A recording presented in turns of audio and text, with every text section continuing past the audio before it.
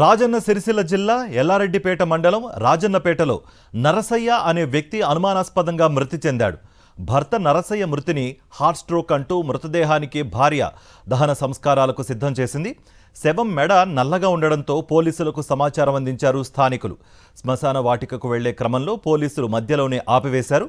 పాడిపై నుంచి శవాన్ని దించి పోస్టుమార్టం నిమిత్తం ఏరియా ఆసుపత్రికి తరలించారు. మృతుడు నరసయ్య భార్యను పోలీసులు అదుపులోకి తీసుకుని ప్రశ్నిస్తున్నారు. ఇదే అంశానికి సంబంధించి మరింత సమాచారం మా ప్రతినిధి రమణ అందిస్తారు. రమణ, పోలీసులు ఏం చెప్తున్నారు? నరసయ్య భార్య నుంచి ఏమన్నా సమాచారం అందిందా అసలు? కార్తీక్, అంటే ఎల్లారెడ్డిపేట మండలం రాజన్నపేటలో ఈ అనుమానాస్పద మొత్తంగా స్థానికంగా కలకలం చెప్పింది.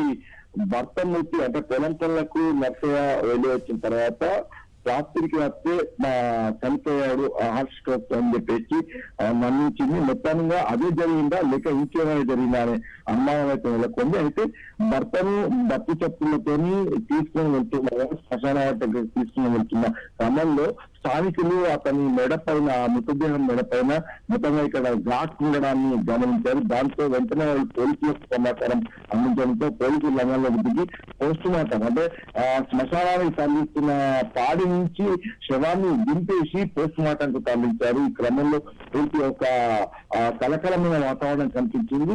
మొత్తంగా అంటే భార్య వజ్రవ, అదేవిధంగా నర్సమ్మకు ఈ ముగ్గురు పిల్లలు, ఒక కుమార్తెకు ఇప్పటికే పెళ్లి చేశారు. ఇద్దరు కొడుకులు, ఒక కొడుకు పెళ్లి చేసే క్రమంలో దుబాయ్ నుంచి ఒక 2 రోజుల క్రితమే నరసయ్య రాజన్నపేటకు వచ్చారు. ఈ క్రమంలో మొత్తంగా వజ్రవకు ఇతరులతో వివాహేతర సంబంధం ఉండడమే దీనికి ప్రధాన కారణంగా అనుమానిస్తున్నారు. మొత్తంగా ఇది ఆమె కావాలని చేసిందా లేకపోతే ఇది ఆకస్మికంగా గుండెపోటుతో మరణించాడనే మాత్రం దర్యాప్తులో తేలాల్సింది. దీనిపైన ఇప్పటికీ ఆమెను అదుపులోకి తీసుకొని పోలీసులు విచారిస్తున్నారు. Karthik, thank you Ramana.